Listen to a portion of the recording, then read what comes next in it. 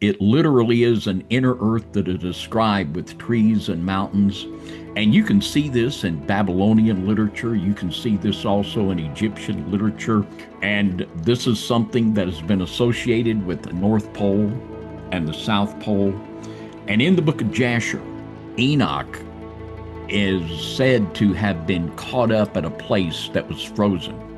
And Enoch described huge snow pyramids in the area where he was taken up. The Hyperboreans were the legendary white race out of the north that were the giants, the white giants. We see echoes of this in the Game of Thrones, Beyond the Wall in the north. The world keeps lying, but he won't retreat on his quest for truth. Yeah. Truth, quest for truth. They can't stop me, they can't block me. Moving through, got that fire, they can't block me. Quest for truth, breaking chains, making waves. That's what I do. When they hate, I create.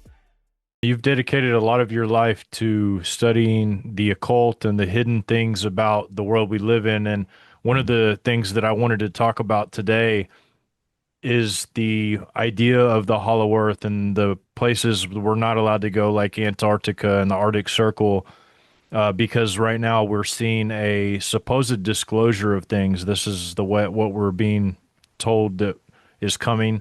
There's even, a documentary that recently released, political officials who have declared that this is coming. Tons of different scientific studies and supposed evidences and proofs to back all of this stuff up. And so I wanted to discuss your research into this topic because it seems that a lot of people are saying that these things are coming from inside of the earth or from inside of the water. And so I'm going to let you take the floor, man. Tell us about this subject. Well, just a couple days ago, I watched the new documentary, Age of Disclosure, and it was extremely well done. And there were people on it like Tim Burchett, the congressman from Tennessee, Marco Rubio, and it was really stunning. We're at the point where there is absolutely no doubt whatsoever that there are craft flying up there that can do things that are way beyond anything anyone in this world is capable of doing. And there was much discussion about things that were underneath the water, that there have been radio signals that have been traced by the Navy to some of the deepest parts in the ocean. And there's some really, really strange things going on. And a lot of these are connected with anomalies we're coming and we're seeing out of the North and the South Pole. And in scripture, and it was really interesting to me, the way that they explained how they cover this up. And there are multiple people now that are saying they have seen recovered craft and biologicals, as they put it, actual non-human bodies recovered from these crafts. And they explained how they do it. And what they have done is that they will have these contractors come in that do work for the government, the big defense companies, and they will allocate the recovered craft and the biologicals to these defense companies, and they don't show up on the Freedom of Information documents. So therefore, this stuff is buried in these big defense contractors, and it gives them some amazing technology that they can reverse engineer that is just absolutely phenomenal. But the question is, can we trust these defense companies? And for this reason, there are actually things that these defense companies have that are working. This goes back to what Eisenhower said back in 61, the military industrial complex that he was so afraid of back then. And literally, there are people in these big defense contractors that are in league with senators, congressmen, and whatever that can control things without even the cabinet or the president knowing. And it's really phenomenal. But they explain there on this Age of Disclosure documentary, which was really impressive and well done, in my opinion. And it really makes sense to how these people are able to control this and keep it secret. Where do you think that they got these ideas about inner Earth and stuff like that? I know that based on a lot of the research that you've done over the years, because I've been on broadcasts where we've talked about it, but it seems like there were other people seeking technologies and seeking things within inside the Earth as well. Am I correct in saying that? Oh, absolutely. And the Germans in World War II, they were all about it. Um, Hitler believed that in Hyperborea, and he believed that sent big expeditions into Tibet and other places to try to find entrances to Hyperborea. And it was his dream. He believed in the blood purity. And from the biblical standpoint, it would be blood defilement. And he actually wanted to breed the German people with the residents of Hyperborea to create the Ubermann, the super race of people. And he was dead serious about it. And when you hear, there have been some stunning statements that have been made by Tim Burchett about things that we know that are underneath the ocean, multiple huge bases, they have called them, that are underneath the ocean. And it is now, there are people in our military and militaries around the world that know that there is really something to the underwater and inner earth compartments. And this is something that you can believe biblically. And in our Book of Enoch commentary, we talked a lot about this. And I think I got old Enoch here. I'll just read a little bit here from chapter 26 of the Book of Enoch. And he said, I went from thence to the middle of the earth. And that doesn't mean halfway between Cleveland and Pittsburgh. That means in the center. And it says, I went from thence to the middle of the earth, and I saw a blessed place in which there were trees with branches abiding and blooming of a dismembered tree. And there I saw a holy mountain, and underneath the mountain to the east was a stream, and it flowed toward the south. And there was the sea they called the Erythraean Sea. And we know the Bible, it describes the four rivers that flow from the throne and come out into Eden. And in the Book of Enoch and other non-canonical books, it literally is an inner earth that is described with trees and mountains. And you can see this in Babylonian literature. You can see this also in Egyptian literature, where there is literally a world inside of our world. And this is something that has been associated with the North Pole and the South Pole. And in the book of Jasher, Enoch is said to have been caught up at a place that was frozen.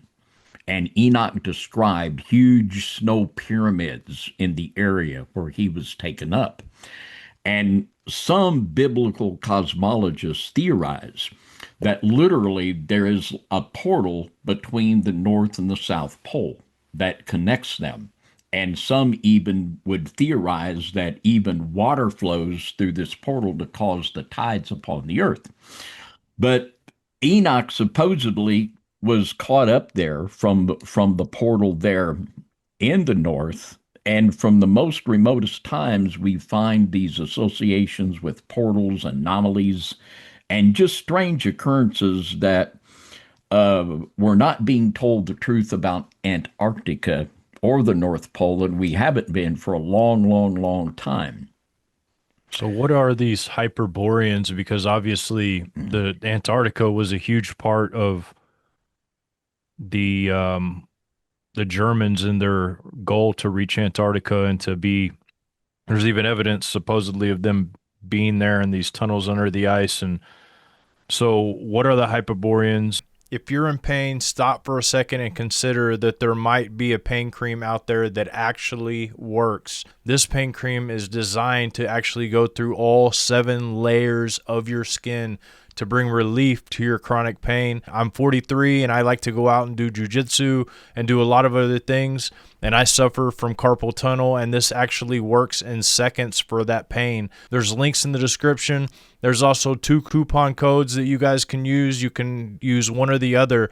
One's for either $8 off, or the other one is for free shipping. So whichever one suits you, check it out. Thank you guys. The Hyperboreans were the legendary white race out of the north that were the giants, the white giants. We see echoes of this in the Game of Thrones, Beyond the Wall in the north, the race of the white giants, and we've seen the reports of the tall whites on military bases.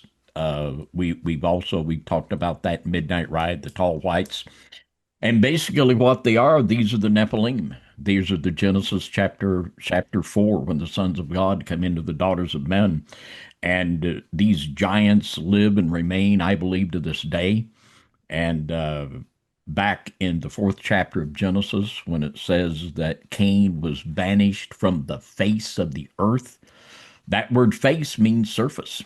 And I believe that ever since the rebellion of Cain and his banishment, that many of his race and also of the Nephilim have lived in the heart of the earth. And I think this is why we're seeing, even to this day, we see dogmen, all kinds of reports of dogmen, Bigfoot, all kinds of these crypto creatures.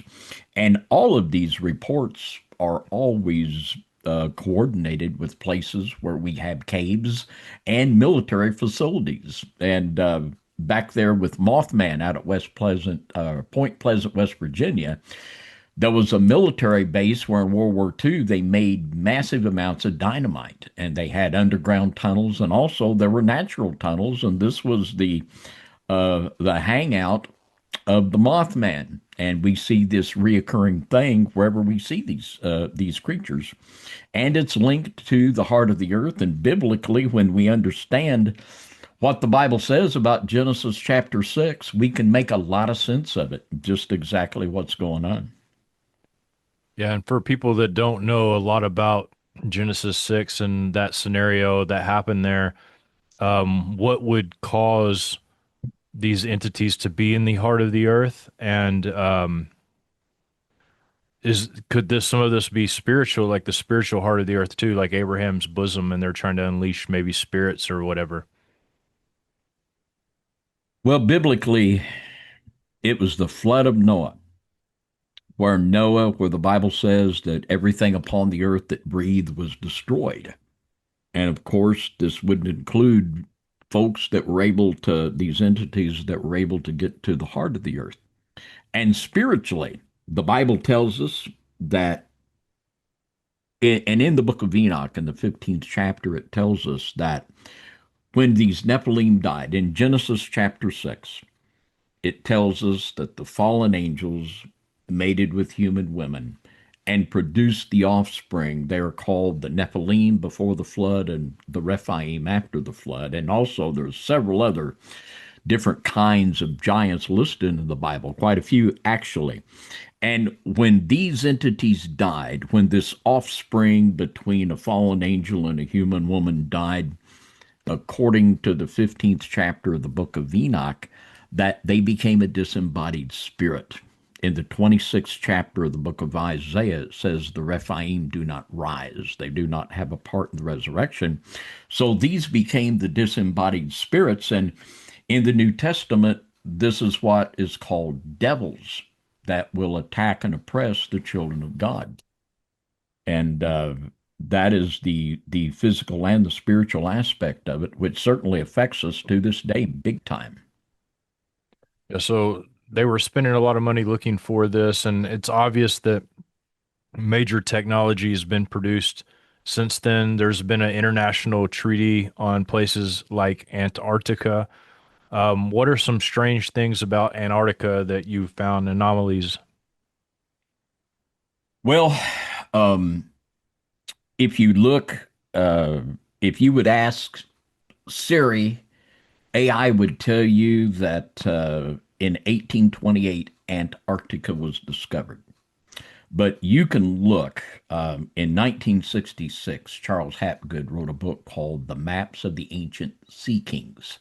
And he has in that book probably at least a half a dozen maps from the 1500s and earlier, the Pyrie Reis being probably the most famous of those, that had Antarctica on the map in the 1500s, several hundred years before it was discovered, according to what they tell us in school. And furthermore, the maps, like on the Pyre Reese map, he has the coastline of Antarctica drawn without ice on it.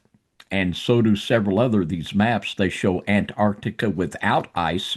And today, the areas that they map are covered with huge sheets of ice. You couldn't even see the coastline. But with ground penetrating radar, they can determine that these maps are accurate. Now, that presents us with some amazing possibilities of why that is so. But the obvious thing is we have went through some amazing earth changes that we don't know about.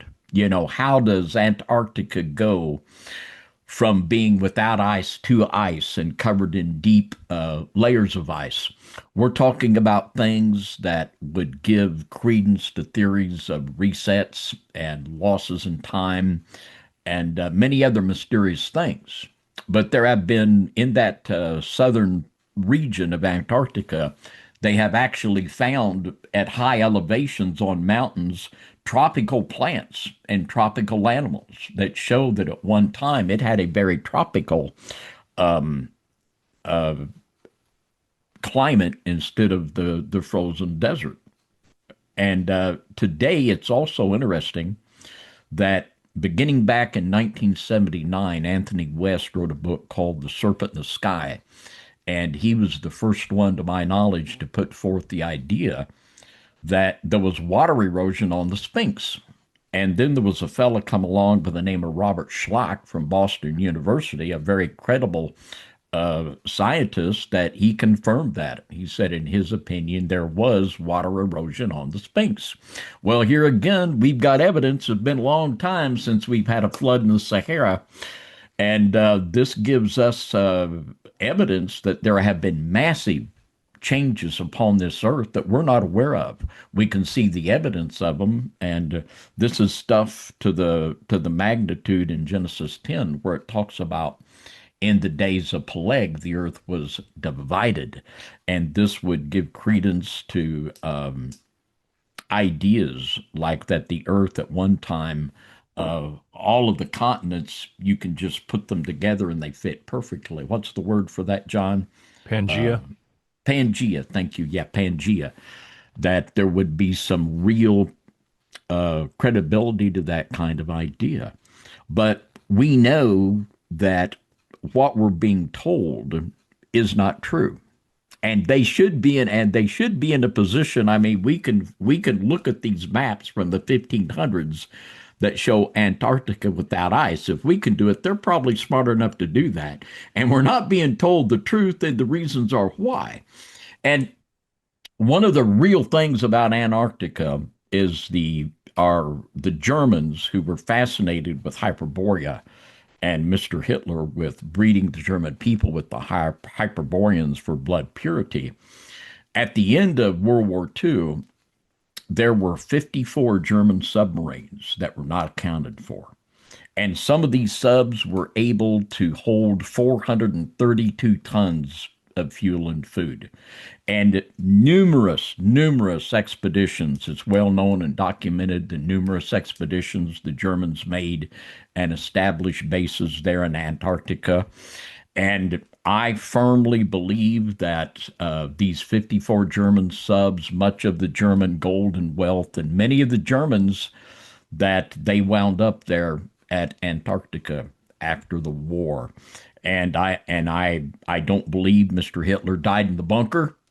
Neither did the Americans, neither did the Russians. They hotly pursued him after the war and did everything they could. They didn't believe it either. That was the public story for public consumption, but I don't believe that that was the truth of the matter. And there's other accounts too, like Admiral Byrd, which I know you're aware of, Oh and there's boy, yeah. a lot of conspiracy theories surrounding Admiral Byrd. What about Admiral Byrd is interesting to you? Well, Operation High Jump was 1947, and Mr. Byrd claimed that I guess the truncated version, he literally flew into another world where he saw things that he shouldn't have saw and shouldn't even have been there according to any understanding of our rational mind. And on his return to the United States after Operation High Jump, he was confined in a mental institution from 1947 to 1955. And there's all kinds of speculation. If he saw, and I have every reason to believe that he did see what he saw, just the things he saw could have made him lose his mind. Or was it the government just putting him away to shut him up? We don't know. But there in 1947, Operation High Jump, this was in July of 1947, this was Roswell. And also in 1947, Harry Truman signed the NSA Act, and the head of the NSA then was James Forrestal, who's the Truman Secretary of State. Now, also in 1947, James Forrestal was the reputed head of Majestic 12. That was basically put in the supervision of reverse engineering the craft they found at Roswell and others. There was another crash a few months before Roswell right there in New Mexico. And supposedly, Mr. Forrestal and Majestic 12, they were in charge of the reverse engineering of the craft and the care and the study of the biologicals, the non-human bodies. Supposedly, there were four. And it's very interesting. Mr. Forrestal also lost his mind. And here again, we don't know whether, the impact, it's hard dealing with a lot of stuff if you know the Lord. But you could imagine somebody that would experience what Mr. Byrd did, seeing all kinds of stuff that shouldn't even be there. And then Mr. Forrestal, looking at these recovered craft, alien bodies.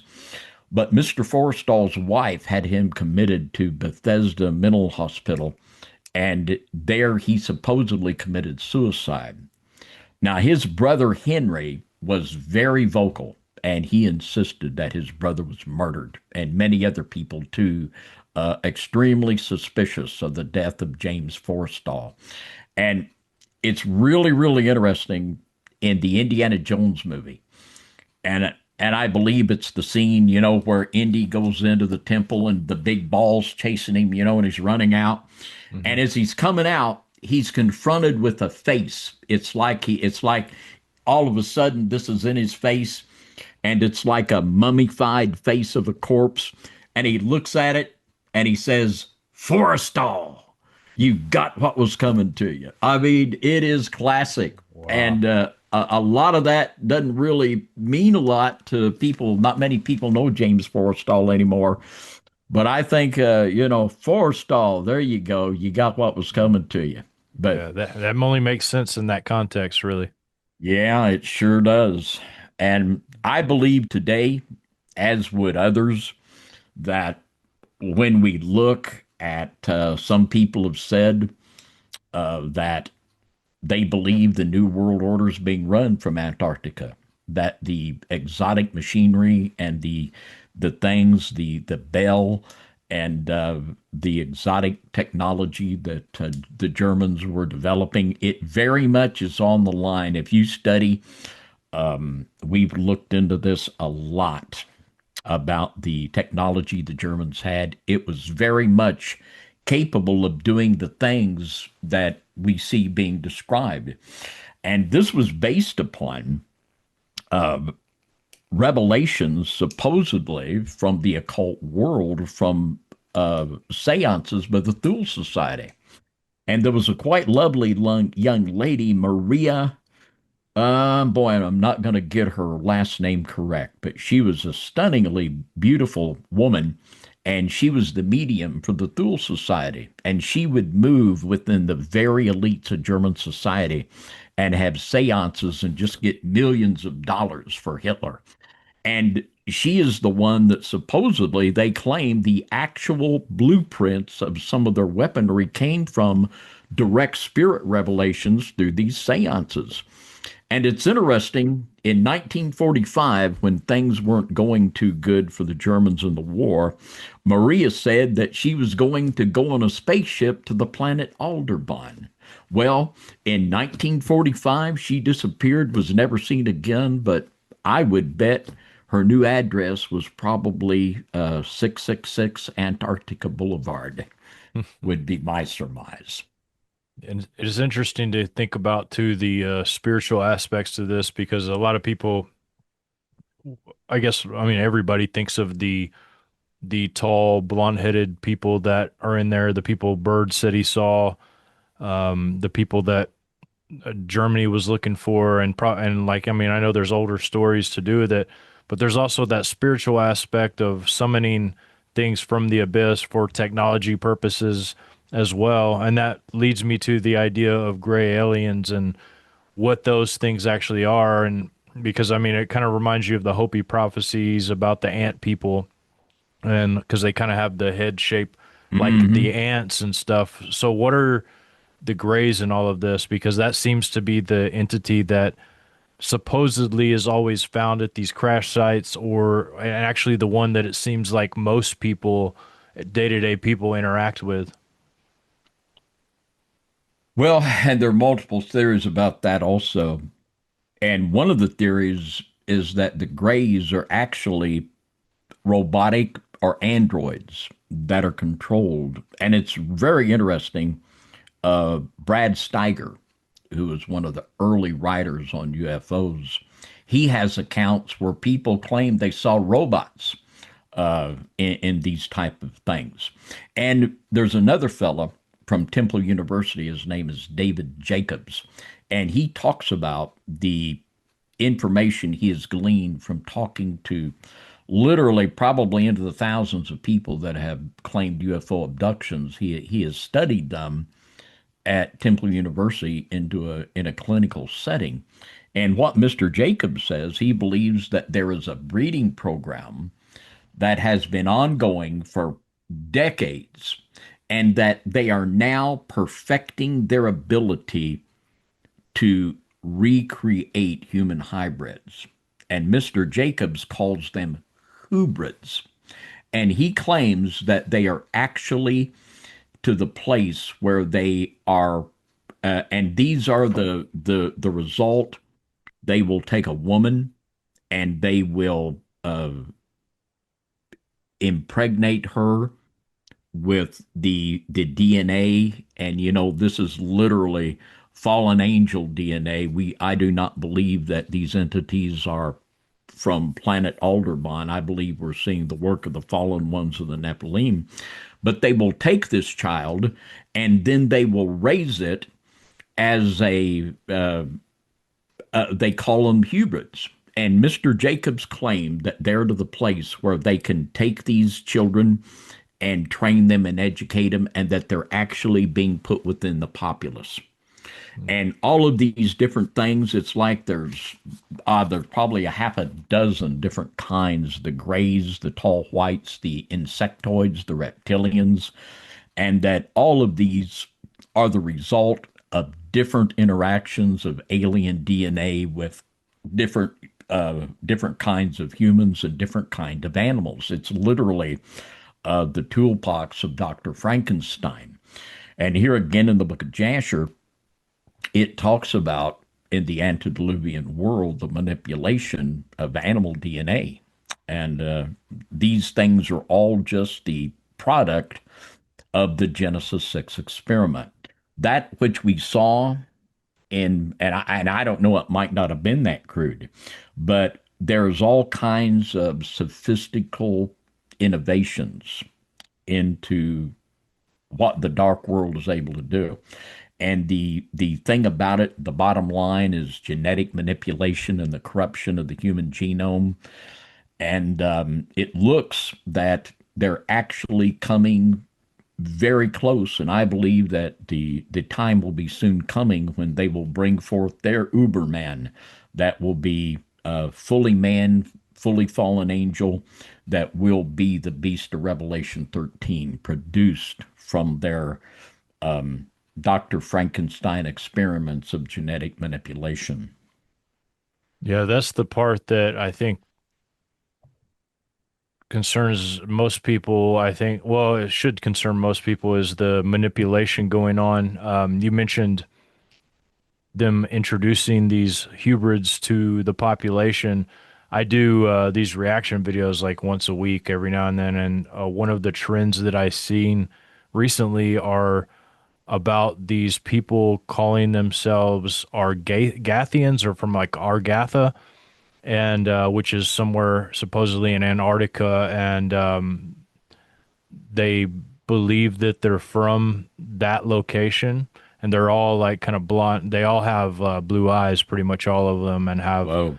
blue hair. So, or not blue hair, blonde hair. But it's pretty interesting to see that, and there do seem to be a lot of situations where people are encountering these entities. It seems like a lot more. It seems like way more than before. And I know I interviewed a guest recently who was talking about some of these impregnation experiments that they've been doing, and it seems that they can even do this stuff almost remotely, and they're able to use people's perception to kind of do some of this stuff, so people can be getting, quote unquote, abducted, sitting in their chair while other people are around, and they don't even really know what's going on, and all of this stuff is kind of happening within their perception. So there's a lot of like deception in all of these things, and I can see how a lot of this would manifest into like an end time deception in general. And so when you see companies like CERN and companies that are out here actively trying to, maybe what they claim to be doing is opening up a portal, kind of summoning something into this world. Do you think this is part of what they're doing, trying to gather the information that's within the earth? I think they absolutely are. And there have been statements made by officials at CERN that they are deliberately trying to contact and communicate with entities beyond our world. They have even stated as much. And Argatha is the legendary home of the Hyperboreans in the north. And this has been associated in the oldest legends of Hyperborea. And this gets into the concept of the Golden Age. The oldest concept of the Golden Age is that in Greenland and Iceland to this day, there are entries into Hyperborea. That is where the people of Argatha dwell. And these have been described from the most ancient times. The description of these tall white people, the whistleblower at Nellis Air Force Base. We did a midnight ride on that whole, the tall whites there. The people seen by Admiral Byrd. These people have been talked about throughout time by many people, described just exactly the same. And these are certainly the product of the Genesis 6 scenario manifesting itself in our day. And when you get into the writings of Bill Cooper, and you think about whistleblowers like Phil Schneider, who died very ugly, who actually claimed to have been in a firefight with these people in tunnels in the Three Corners area out there in New Mexico. And Mr. Cooper claimed that all the way back into the days of Eisenhower, that our government has actually been working in consort with these entities, that they have known that they exist, and that they have great underground bases and undersea bases. And this all began, it was very interesting. Mr. Cooper's claim was that, and he was in the Navy. I think the year was about 1967, and he was in the Pacific, and he was on watch one night on the deck, and he said that he saw something rise up out of the ocean, big as a football field, and he says they took out everyone on watch, and of course they made him sign non-disclosures, and did everything they could to threaten him not to tell. But this set him on a lifelong quest to try to expose this. And it was the result of the end of his life with Mr. Cooper. But I believe that this is very, very possible. And this is even more after watching this Age of Disclosure video and understanding how they bury and cover this stuff up. I think it is quite likely that we are in that the government, the people of the government of our nation and possibly other nations also, that we are knowingly in league and cooperating with these entities. You mentioned buzzword, the golden age, and it seems that the golden age is probably the high point of the year 2025. Is this is what is being talked about? What do you think? Is you think it's a coincidence that if this Argatha golden era age is being promoted publicly, do you think it's a coincidence, or do you think that maybe there's some ties to the golden age in 2025? I don't believe it is a coincidence. And when people say the golden age, a lot of people mean a lot of different things by it. But the oldest tradition of the golden age is that at the time when these tall whites uh, lived on the earth, and of course, biblically, this is the antediluvian world when the giants walked the earth. And during the time when the giants, the tall whites, ruled the earth, that this was the golden age. And then, and some of them, some of the people, Jocelyn Goodwin, who is a non-Christian writer, writes about the golden age. She actually says that it was the flood of Genesis that brought the judgment and drove them underground. But this is actually what they believe will bring back the golden age, and this was very much.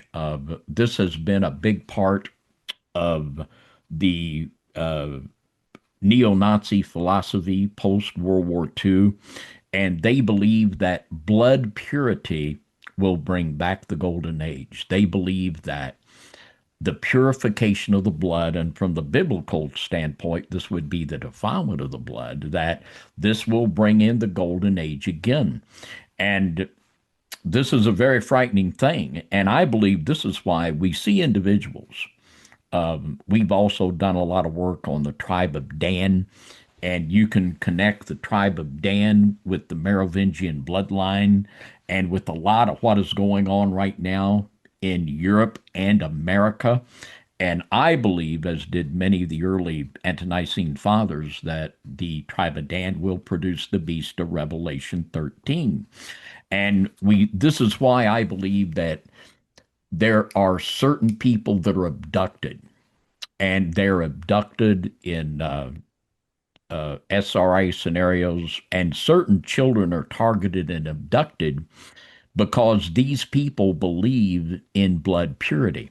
And they believe that people of certain bloodlines have certain spiritual gifts and abilities. And they believe very, very much in the purification of their blood, or as we would, from our perspective, the defilement of the blood. And that's why you can look at some of the paintings of these European royal families. You've got some odd looking folks in there because they would marry a brother and sister. They would marry cousin just to keep that bloodline pure. And it didn't work out too well in a lot of situations. But it's about the blood. It's about the purification in their mind of the blood that will bring back this golden age. And the more you see the intricacies of how these huge places that, and I'll not mention names, but we know who they are that are doing this tremendous technology and breakthrough. Now it's coupled with AI and it's just off the chart. But these people have for a long time, I'm convinced, certainly after watching this Age of Disclosure, that this is where these secrets lie, that many times the people in the government don't even have this, but that these large government contractors, they have been able to back engineer things that are just giving them crazy technological breakthroughs, which we're just seeing all along. And I believe, too, I think that the whole thing, back when Philip Corso wrote the book Day After Roswell, I think it was a total psyop. And this really created the idea that, yeah, there are aliens. And I believe the craft that crashed from Roswell, I believe it took off from Antarctica.